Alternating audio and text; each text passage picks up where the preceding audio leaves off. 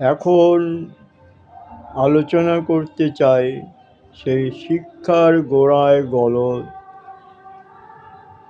বিষয়টির ষষ্ঠ অংশ, ষষ্ঠ পর্বের কিছুটা অংশ। এর আগে শিক্ষার গোড়ায় গলদ চ্যাপ্টারের পঞ্চম পাঠ সম্পন্ন হয়েছে। এখন ষষ্ঠ পর্বের কিছুটা অংশ আমি আলোচনা করছি। আমি শুনতে পেলাম অন্যান্য লোকেদের মুখ থেকে, নিজে কানে শুনিনি যদিও, শুনলাম কোন মূর্খ নাকি হিন্দু ধর্মকে গ্যান্দা ধর্ম বলেছে, কোন মূর্খ নাকি হিন্দুকে ধর্মকে একটা ফলস ধর্ম বলেছে, হিন্দু ধর্ম, সনাতনী ধর্ম ফলস, হিন্দু ধর্ম বলতে কিছু নেই, সনাতনী ধর্ম বলতে কিছু নেই। তবে আমি নিজে ওনাকে, সেই মূর্খকে মন্ত্রপাঠ করতে শুনেছি। আমি মূর্খ চণ্ডীর নাম করে মা কালী দুর্গার প্রণাম মন্ত্রটা পাঠ করেছিল। কি করেছিল? সৃষ্টি স্থিতি বিনাশানাং শক্তিভূতে সনাতনী গুণাশ্রয়ে গুণময়ী নারায়ণী নমস্তুতে। কি বলেছিল? সৃষ্টি স্থিতি বিনাশানাং শক্তি ভূতে সনাতনে। ভূতে মানে যাহা সৃষ্টি হয়েছে, পশু পাখি কীট পতঙ্গ মনুষ্যাদি জীবগণ যারা সৃষ্টি হয়েছে তাদেরকে সবাইকে বলা হয় ভূত। ভূত মানে সেই অদৃশ্য শক্তির কথা বলা হয়নি, জীবন্ত শক্তি। আর কি বলা হয়েছে? সৃষ্টি স্থিতি বিনাশনং শক্তি ভূতে সনাতনে। সমস্ত জীবজগৎকে এবং সনাতন ধর্মকে, সনাতন ধর্মীয়দের সনাতনে সৃষ্টি স্থিতি বিনাশানাং শক্তিভূতে সনাতনে গুণাশ্রয়ে গুণময়ী নারায়ণী নমস্তুতে। ভূতে মানে সমস্ত জীবগণকে এবং সনাতনীদের গুণাশ্রয়ে, আপনার গুণে আশ্রয় দিয়ে হে নারায়ণী নমস্তুতে।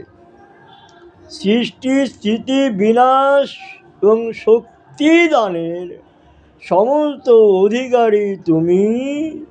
তুমি গুণের আশ্রয়ী গুণময়ী নারায়ণী নমস্তুতে। তার সেই মন্ত্রটার মধ্যেই তো সনাতনে শব্দটা রুই গেছে। আসলে তো তলে হাত দিয়ে দেখে না, মানেটাও তো বোঝে না কিছু। সমস্যা হয়ে গেল এই জায়গাটাতে, সমস্যা হয়ে গেছে। বিধর্মীরা কখনো কি অপরের ধর্ম সম্পর্কে কিছু জানে? অপরের ধর্মটা সাচ্চা ধর্ম না সঠিক ধর্ম, না গ্যান্দা ধর্ম, না ফলস? বিধর্মীরা, পাকিস্তানি পন্থীরা বুঝবে কি করে? পাকিস্তানের লোক কি বুঝবে আমাদের হিন্দু ধর্ম সনাতনী ধর্ম কি জিনিস? কখনো বুঝবে না। যেমন একজন পূজক ব্রাহ্মণের কাছে, পূজক ব্রাহ্মণ কালী পুজোয় পাঠা বলে দেবে, যার দায়িত্ব পড়েছিল পাঠা কিনে এনে ঠাকুরমশাইকে দেবার, তিনি তো অটোমেটিক পাঠা কিনে নিয়ে এসেছে, স্নান টান করিয়ে নিয়ে ঠাকুরমশাইয়ের সামনে দিয়েছে। ঠাকুরমশাই উৎসর্গ করে বলে দেবেন, এবং ঠাকুরমশাই পাঠা বলি দেওয়ার আগে উৎসর্গ করে পাঠা সারা গায়ে হাত বুলিয়ে দেয় মন্ত্রপ্লুত করে, তলে হাত দিয়ে দেখে পাঠার ওই কি বলে ঝোলে অন্ডকোষটা নেই, মানে বিচিটা নেই আর কি, দুটো স্তনের বোটা রয়েছে। তখন যে পাঠাটা কিনে এনেছে তাকে বলছে, কি তুমি কি নিয়ে এসেছ? এই দেখো। বলে, ও হো, আমি তো তলায় হাত দিয়ে দেখিনি মহারাজ, আমি তো পাঠা বলছেন কিনে নিয়ে এসেছি, ওটা যে আবার তলে হাত দিয়ে দেখতে হবে সেটা তো আমার জানা নাই। আমাদের হিন্দু ধর্মে যে মন্ত্রগুলো রয়েছে সেগুলো তদ্রূপ, তার ভেতরের অর্থগুলো বুঝতে হবে, জানতে হবে, শিখতে হবে, তলায় গভীরে প্রবেশ করতে হবে, তবে তো জানবেন মূর্খের দল, হিন্দু ধর্ম গ্যান্দা ধর্ম না সাচ্চা ধর্ম না ফলস, জানবেন কি করে? মুখে তো বড় বড় বলিয়া ওড়াচ্ছেন, সৃষ্টি স্থিতি বিনাশানং শক্তিভূতে সনাতনে গুণাশ্রয়ে গুণময়ী নারায়ণ নমস্তুতে। ঈশ্বর সর্বভূতে বিদ্যমান। আপনি তো সেটা জানেন না। আপনি জানেন না পৃথিবীর প্রথম হিন্দু রাজা ছিলেন মহারাজ পৃথু। পৃথু ছিলেন পৃথিবীর প্রথম হিন্দু রাজা। মধুকৈটবের পৌরাণিক কাহিনী অনুসারে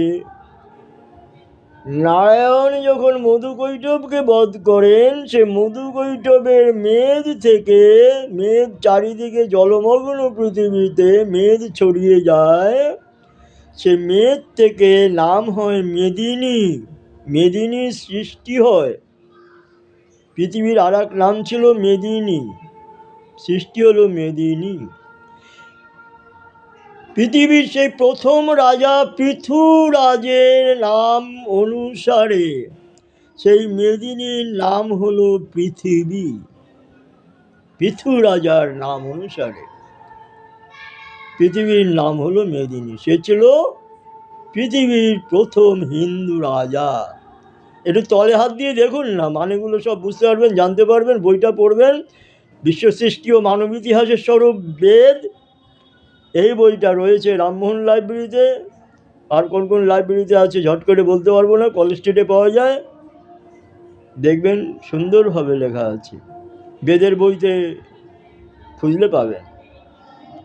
সেই পৃথু রাজা ছিল পৃথিবীর প্রথম রাজা, হিন্দু রাজা, সনাতনী রাজা। সেই পৃথু রাজা বংশ পরম্পরায় পৃথুরাজের বংশধর পৃথ্বীরাজ ভারতবর্ষের প্রথম হিন্দু রাজা, ভারতবর্ষের সর্বশেষ হিন্দু রাজা, সরি প্রথম নয়, ভারতবর্ষের সর্বশেষ হিন্দু রাজা পৃথুরাজের বংশধর পৃথ্বীরাজ। পৃথ্বীরাজ ছিল ভারতবর্ষের সর্বশ্রেষ্ঠ রাজা এবং শেষ হিন্দু রাজা। সেই পৃথ্বীরাজের ভাইপো জয়চাঁদ পৃথ্বীরাজের সঙ্গে বিশ্বাসঘাতকতা করে মোহাম্মদ ঘুরির সঙ্গে বিশ্বাসঘাতকতায় সামিল হয়ে বিভীষণ সেজে মোহাম্মদ ঘুরির সঙ্গে আতাত করে পৃথ্বীরাজকে পরাজিত করে ভারতবর্ষের বুকে নেমে আসে মুসলিম সাম্রাজ্যবাদ। শুরু হলো হিন্দুর যত বেদ উপনিষদ সংস্কৃত আর সংস্কৃতি সব মাটি চাপা পড়তে শুরু হয়ে গেল, আগুনে পোড়াতে শুরু হয়ে গেল। ব্রাহ্মণ পণ্ডিতরা সেই পুঁথিপত্র কারো গোয়াল ঘরের চালে, কারো গোয়াল ঘরের মাটির তলে লুকিয়ে রাখতে শুরু হলো। নারী শিক্ষা সমাপ্ত হয়ে গেল, নারীরা ঘর থেকে বেরোতে পারবে না। যে বৈদিক আমলে নারীরা পুরুষ পণ্ডিতদের সঙ্গে গলায় গলা মিলিয়ে পাণ্ডিত্য অর্জন করেছিল, উচ্চ শিখরে গিয়েছিল, বড় বড় পণ্ডিত ছিল মহিলাদের মধ্যে, ইলা পিঙ্গলা, মধুচ্ছন্দা নামগুলো আপনারা জানবেন, মূর্খরা হয়তো জানবে না, পড়াশোনা না করলে জানা যায় না, তলে হাত না দিলে কিছু বোঝা যায় না। তলে যেতে হবে, গভীরে যেতে হবে। সমুদ্রের গভীরে কি আছে ও তলে না গেলে জানা যায় না। আমাদের হিন্দু সনাতনী শাস্ত্রটা প্রচণ্ড সমুদ্রের মতো গভীর, যার শেষ নাই, যার তলে না গেলে বিষয়টি বোঝা যায় না। সেই মহিলাদের পাণ্ডিত্য সব চাপা পড়ে গেল, নারীরা ঘর থেকে বেরোতে পারবে না। সেই মোহাম্মদ ঘুরি আসার পর থেকে মুসলিম রাজত্বে সমস্ত মহিলাদের লেখাপড়া বন্ধ হয়ে গেল। নারী শিক্ষা মুসলিম, হিন্দু, খ্রিস্টান যত আছে কোনো মহিলাই ঘর থেকে বেরোতে পারতো না, সবাই নারী শিক্ষা বন্ধ হয়ে গেল। এবার আমরা যখন জন্মগ্রহণ করে জানলাম যে, আমরা জানতে পারি, শুনতে পাই যে মহিলা মানেই মূর্খ, মেয়েরা মূর্খ, লেখাপড়া জানে না, ঘরে বসে থাকে, ঘণ্টা দিয়ে থাকে, অল্প বয়সে বিয়ে হয়ে যায়।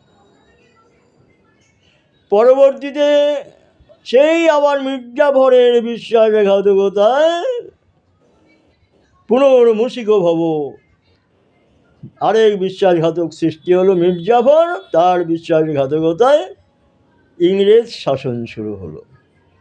যখন ইংরেজ শাসন শুরু হলো তখন আমাদের দেশে, আমাদের ভারতবর্ষে হিন্দু, মুসলিম, খ্রিস্টান, জৈন,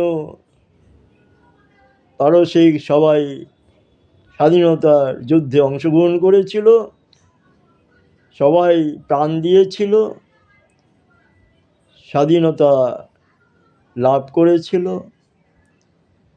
সেই ইংরেজ পিরিয়ডে কিছু ইংরেজ পণ্ডিত আমাদের ভারতবর্ষে এসেছিল, ভারতবর্ষের বৈদিক সাহিত্য, সংস্কৃতি এবং সংস্কৃতকে আয়ত্ত করার জন্য, উদ্ধার করার জন্য, জানার জন্য।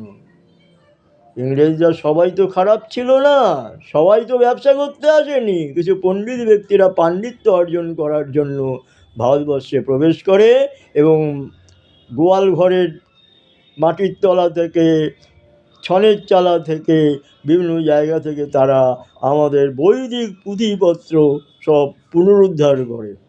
কারণ ইংরেজ ছাড়া তো আমাদের দ্বারা সম্ভব ছিল না সেগুলো পুনরুদ্ধার করা, কেন সে আমলটা ছিল ইংরেজ আমল। সে পুনরুদ্ধার করে তারা আমাদের সামনে পৌঁছে দেয়। ইংরেজ পণ্ডিত ম্যাক্স মুলার 26 বছর মাথার ঘাম পায়ে ফেলে প্রচণ্ড পরিশ্রম করে আমাদের বৈদিক সাহিত্য ঋগ্বেদ প্রথম ছাপা অক্ষরে প্রকাশিত করেন। ইংরেজ পণ্ডিত ম্যাক্স মুলার আমাদের বৈদিক সাহিত্য চর্চা এবং ঋগ্বেদ প্রথম ছাপা অক্ষরে প্রকাশিত করেন এবং তার প্রকাশনায় সম্পূর্ণ সহযোগিতা করেছিলেন সে সময় ইস্ট ইন্ডিয়া কোম্পানি, ইংরেজের কোম্পানি। সেই ইংরেজরা আমাদের বৈদিক সংস্কৃত সাহিত্য, বেদ, উপনিষদ, সংস্কৃত এবং সংস্কৃতিকে উদ্ধার করেছিল বলেই আজকে আমরা যারা রয়েছি সংস্কৃত পণ্ডিত, নিজেদেরকে পণ্ডিত বলে প্রকাশ করতে পেরেছি, সংস্কৃতজ্ঞ বলে প্রকাশ করতে পেরেছি। সেই ইংরেজ পণ্ডিতরা যদি সেই মুসলিম পিরিয়ডের মাটির নিচে গেড়ে দেওয়া সেই বৈদিক সাহিত্য বেদ উপনিষদ উদ্ধার না করতে এসে তবে আমরা মূর্খই থেকে যেতাম। আমাদের সাহিত্য, বৈদিক সাহিত্য, সংস্কৃতি, সনাতনী ধর্ম সম্পর্কে আমরা কিছু জানতেই পারতাম না। আমি আমাদের মূর্খদের প্রতি আবেদন করব, আপনারা বেদ উপনিষদ সংগ্রহ করুন। বাজারে প্রচুর বেদ উপনিষদ পাওয়া যাচ্ছে, প্রচুর বই বাজারে পড়ে আছে, সেগুলো পড়বেন, পড়াশোনা করবেন, উপনিষদের গভীরে চলে যাবেন, দেখবেন জ্ঞান অর্জন করতে পারবেন। আচ্ছা, আপনারা তো মহাত্মা গান্ধীর অনেক সুনাম করেন, মহাত্মা গান্ধী ভালো লোক সুনাম করেন, জ্ঞানী লোক সুনাম করেন, উনি দেশের জন্য কিছু করেছে সুনাম করেন, ওনাকে শ্রদ্ধা করেন। কিন্তু আপনারা কি জানেন মূর্খের দল, মহাত্মা গান্ধী উপনিষদ পাঠ করতেন। তিনি উপনিষদগুলো পাঠ করে বলেছিলেন, ঈশাভাস্যমিদং সর্বং ইয়াদ কিঞ্চ জগত্যাং জগৎ তেন তক তেন ভুঞ্জিতামাগৃধ কসুসিদ্ধনম।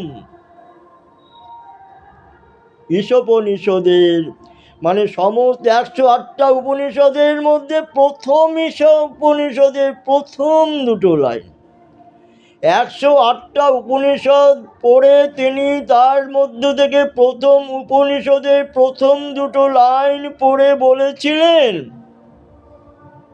এই দুটো লাইন যদি কেউ পড়ে অর্থটা বুঝে থাকে তবে তাকে আর অন্য কোনো উপনিষদ পড়ার দরকার হবে না। কি বলেছিলেন? ঈশাভাস্যমিদং সর্বং ইয়াদ কিঞ্চ জগত্যাং জগৎ তেন তক তেন ভুঞ্জিতামাগৃধ কসুসিদ্ধনম। ঈশা, ঈশ্বরের দ্বারা এই পৃথিবী পরিব্যাপ্ত। ঈশাভাস্যমিদং সর্বং, ঈশ্বরের দ্বারা পৃথিবী পরিব্যাপ্ত। ইয়াৎ কিঞ্চ জগত্যাং জগৎ, জগতের যাবতীয় সমস্ত কিছু। তেন তগতেন ভুঞ্জিতা, তাই তোমরা ত্যাগের দ্বারা ভোগ করো, অর্থাৎ অপর কারো দ্রব্য বস্তু ধনের প্রতি লোভ করিও না। তেন তক্তেন ভুঞ্জিতা মাগৃধ কসুসিদ্ধনম, অপর কাহারও ধনের প্রতি লোভ করিও না। আর আমরা কি করছি? এদিকে মহাত্মা গান্ধী গান গাচ্ছি, এদিকে আমার নামাজ পড়ছি, এদিকে দুর্গা মন্দিরে গিয়ে ভুম ভুম করছি। আর কি করছি? লোকের ধন সম্পত্তি ছিনিয়ে খাচ্ছি, লোকের মুখে গ্রাস ছিনিয়ে খাচ্ছি, চুরি চামারি করে সব শেষ করে দিচ্ছি, কোটি কোটি টাকা ঘাটের তলায় রেখে দিচ্ছি। আর যারা পাওয়ার কথা তারা পাবে না, শুধু আমি খাবো, আমি খাবো, আমি খাবো, আমি খাবো, আমি ভোগ করব। তাহলে পরে মহাত্মা গান্ধীর নামটা ভুলে যান, যিনি এত সুন্দর কথা বলে গিয়েছিলেন। 108টা উপনিষদের মধ্যে শ্রেষ্ঠ উপনিষদ, প্রথম উপনিষদের প্রথম দুটো লাইন আপনারা পড়ে দেখুন কি আছে। বিশ্ব হিন্দু সনাতনীদের প্রথম সোপান, উপনিষদের প্রথম দুটো লাইন, ঈশাভাস্যমিদং সর্বং ইয়াৎ কিঞ্চ জগত্যাং জগৎ তেন তক তেন ভুঞ্জিতামাগৃধ কসুসিদ্ধনম। আমাদের সর্ব উপনিষদের সারমর্ম শ্রীমদ্ ভগবদ গীতা। সেই গীতায় ভগবান শ্রীকৃষ্ণ বলে কি বলেছেন? বহুনাং জন্মনামন্তে জ্ঞানবান মাং প্রপদ্যাতে। বহু বহু জন্মের পর জ্ঞানবান আমাকে লাভ করে মনুষ্য জীবন ধারণ করে। বাসুদেব সর্বমিতি স মহাত্মা সুদুর্লভ। বহু বহু জন্মের পরে মনুষ্য জীবন লাভ করে তারা ধন্য হয়। মনুষ্য জীবন লাভ শুধু জীবন লাভের জন্য নয়, মনুষ্য জীবন লাভ করা হয়েছে কিসের জন্য? যারা পশু পাখি অন্ধ খঞ্জ দরিদ্র খাদ্য সংগ্রহ করে খেতে পায় না, তাদের খাদ্য সরবরাহ করা, তাদের খাওয়ানো পড়ানো দেখাশোনা করা আমাদের দায়িত্ব। ভগবান এসে নিজের হাতে সবাইকে খাওয়াতে পারে না, তাই মনুষ্য সৃষ্টি করে দিয়েছিলেন ভগবানের পরবর্তী রূপ।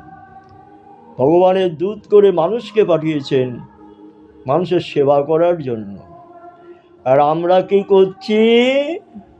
মানুষের সেবার নাম করে নিজের সেবা করছি, নিজের ভুঁড়িটা বড় করছি, নিজের সম্পত্তিটা বড় করছি। যার একটা বাড়ি ছিল তার 56টা বাড়ি হচ্ছে, যার পকেটে 10 টাকা ছিল না তার কোটি কোটি টাকা হয়ে যাচ্ছে। যে কলে জল টিপে খেত, কলে জল টিপে পাম্প টিপে জল খেত, সে আজ একেবারে 1000 টাকার বোতলে জল খাচ্ছে। যে ছেঁড়া লুঙ্গি পরে বাজারে যেতে হয় চপ্পল পায়ে দিয়ে, সে আজকে হেলিকপ্টারে চলছে। যে বাটি হাতে ভিক্ষে করে খেত, সে আজকে কপ্টার চালাচ্ছে। এই তো আমাদের সমাজ।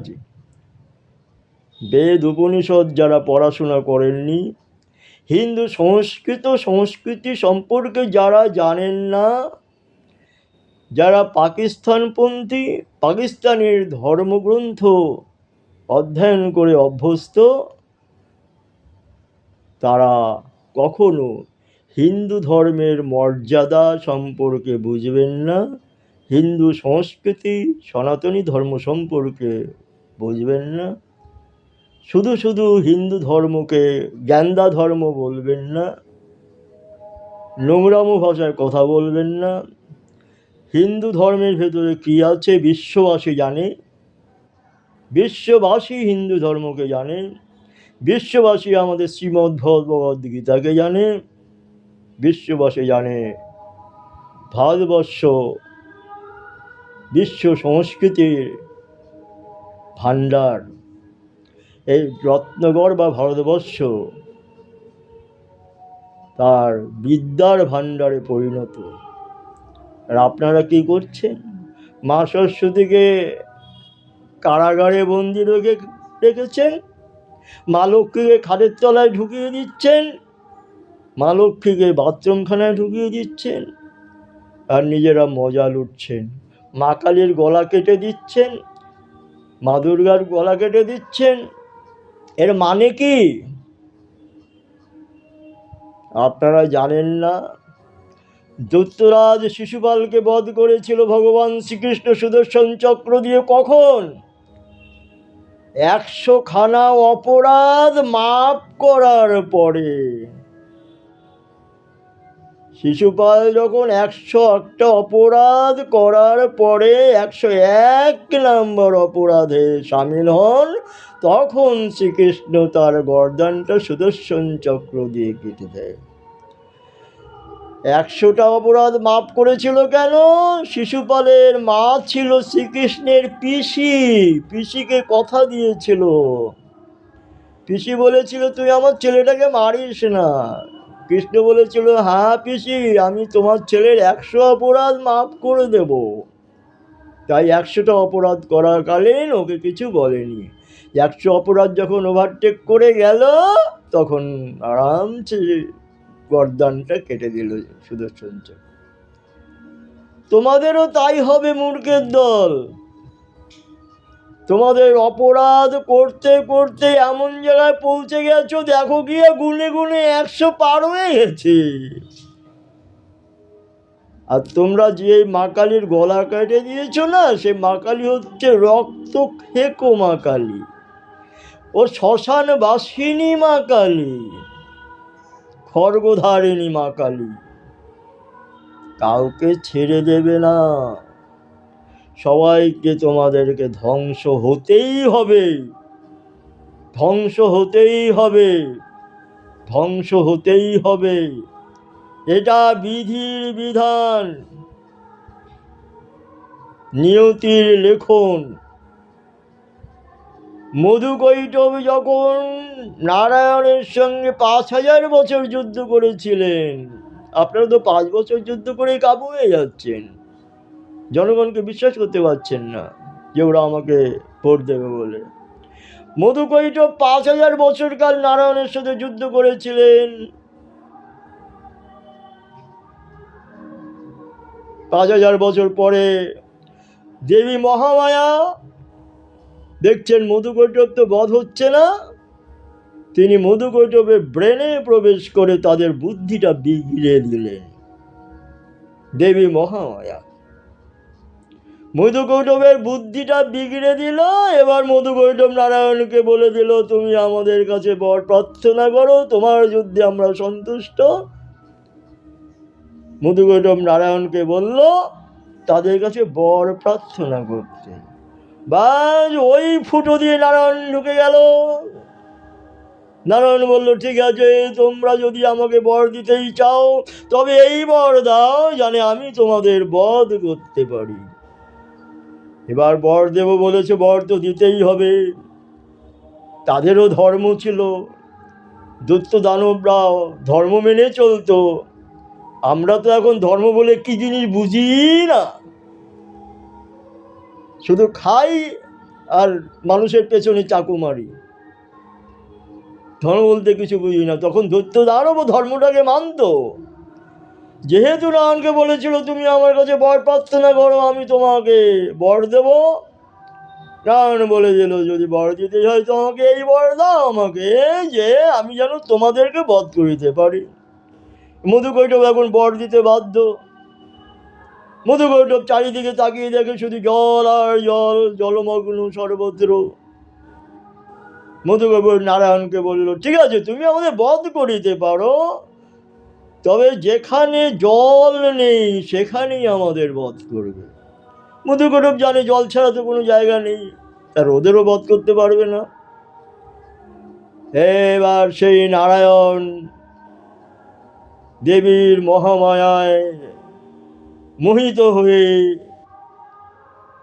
সেই নারায়ণ বিশাল দেহ ধারণ করলেন, করে মধুকৈটবের কেশাকর্ষণ করে, মানে চুলের মুঠি ধরে তার উরুর ওপরে তুলে নিলেন। উরুর ওপরে তো জল নেই, বিশাল দেহ ধারণ করে মধুকৈটবের কেশাকর্ষণ করে তার উরুর ওপরে তুলে নিয়ে সুদর্শন চক্রে তাদের গর্দান ছেদন করিলেন। কি করে হলো? বুদ্ধির বিভ্রাট করে। ঠিক তেমনি এখন যারা মা কালীর গর্দান ছেদন করছেন, দুর্গার গর্দান ছেদন করছেন, তাদের যেই মস্তিষ্কে কুবুদ্ধিটা দেবী মহামায়াই প্রবেশ করিয়ে দিচ্ছে। কেন? অপরাধ না করলে তো সে ধ্বংস করতে পারবে না। দেবী মহামায়া যখন মনে করেন আমি ধ্বংস করব, ভগবান শ্রীকৃষ্ণ যখন মনে করেন আমি ধ্বংস করব, দোষ না দেখে তো ধ্বংস করা যায় না, দোষ তো বের করতে হবে। তাদের ব্রেনে প্রবেশ করে বুদ্ধিটাকে বিভ্রাট করে দেয়, বুদ্ধিটাকে বিগড়ে দেয়। যেমন আমি আমার ছাত্রদেরকে বোঝাতাম, তোমরা লাদেনের নাম শুনেছ? লাদেন কত মারাত্মক, ডেঞ্জারাস। তার চাইতে মারাত্মক ডেঞ্জারাস হচ্ছে মা সরস্বতী, দেবী মহামায়া। লাদেন তো ডুম করে একটা বোম ফেললে দিয়ে চলে যাবে, আর মা সরস্বতী কী করবে? তোমার ব্রেনে ঢুকে বুদ্ধিটাকে বিগড়ে দিয়ে মাথাটাকে নর্দমার ভেতরে ঢুকিয়ে দেবে। তুমি কোনোদিন মাথা তুলে দাঁড়াতে পারবে না, বিদ্যা অর্জন করতে পারবে না, জ্ঞানার্জন করতে পারবে না। তাহলে কি হবে? বুদ্ধির বিভ্রাট হবে। তুমি মা কালীর মুণ্ড ছেদন করবে, দুর্গার মুণ্ড ছেদন করবে, ধ্বংস হবে, শুধু ধ্বংস হবে। ধ্বংস ছাড়া আর কোনো রাস্তা নেই। ধ্বংস তোমাদের অবশ্যম্ভাবী, এটা মনে রাখবে। আমি এই অংশটুকুই এখানে শেষ করছি। শিক্ষার গোড়ায় গলদ, বাকি অংশ এর পরবর্তী পর্বে করা হবে। শিক্ষার গোড়ায় আমাদের গলদ আছে বলেই আমরা হিন্দু ধর্মশাস্ত্রের, সনাতনী ধর্মের বেদ উপনিষদ সম্পর্কে ওয়াকিবহাল নই বলে, পড়াশোনা করিনি বলেই আমরা সেই মূর্খ সাম্রাজ্যে অধিষ্ঠান করছি। মা কালীর গলা কেটে দিচ্ছি, দুর্গাকে ভেঙে দিচ্ছি, পুজো পণ্ড করে দিচ্ছি। মা কালী তো চোখে দেখতে পায় না, দুর্গাও তো চোখে দেখতে পায় না, ও সব দেখে, সব দেখতে পায়। তোদের সর্বনাশ হয়ে যাবে, তোদের সর্বনাশ হয়ে যাবে। তোরা এখনো সাবধান হ। জোরহাত করে অন্তত পক্ষে 365 দিন 5 বৎসর, 365 দিন ইন্টু 5 বৎসর তোরা জোরহাত করে মায়ের চরণ তলে যদি বসে থাকতে পারিস, তবেই তোদের পাপ ক্ষয় হতে পারে, নইলে তোদের ধ্বংস অবশ্যম্ভাবী, চিরতরের জন্য। নমস্কার।